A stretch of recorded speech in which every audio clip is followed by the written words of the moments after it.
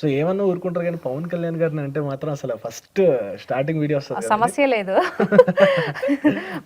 Pawan sir అంటే అసలు మామూలు కాదండి. అంటే నేను పొలిటికల్లో నేను బాబు గారు చూసి నేర్చుకున్నా. ఆయన అంటే ఇష్టం అనమాట. బాబు గారు విజనరీ అన్నా కూడా నాకు చాలా ఇష్టం. సో ఎంత హుందాతనంగా రాజకీయాలు చేయలేదు ఆయన చూసి నేర్చుకున్నా.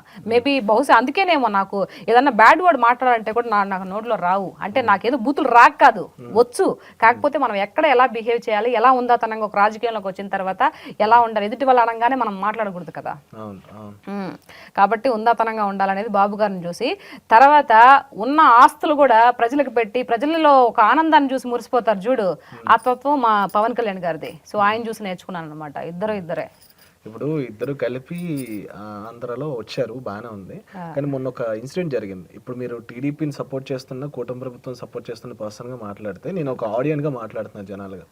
ఓకే, కళ్యాణ్ గారు అంటే నాకు ఇష్టం, ఆయన ఐడియాలజీ అంటే ఇష్టం.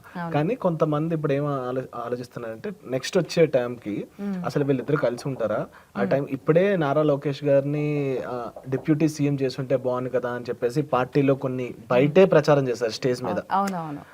ఇప్పుడు కళ్యాణ్ గారు వచ్చి అలాంటివి ఏం పెట్టద్దు, కూటమి బాగా చేస్తుందని చెప్పి అని అంటున్నారు కదా. అసలు నెక్స్ట్ ఎలా ఉండబోతుందని మీ అంచనా? అంటే అప్పుడు సీత ఎటువైపు ఉంటారు?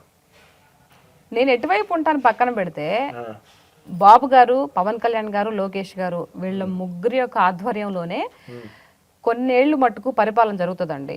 కొన్ని ఆంధ్ర రాష్ట్రం ఇంకా అభివృద్ధి చెందొద్దని మేము ప్రగాఢ విశ్వాసం అనమాట. మాకు ఎంతమంది ఎన్ని మాటలు మాట్లాడినా, ఎంతమంది ఎన్ని మధ్యలో ఇది చేసినా కూడా అక్కడ చీలిపోయే ప్రసక్తే లేదు. అందరూ కలిసే ఉంటారు.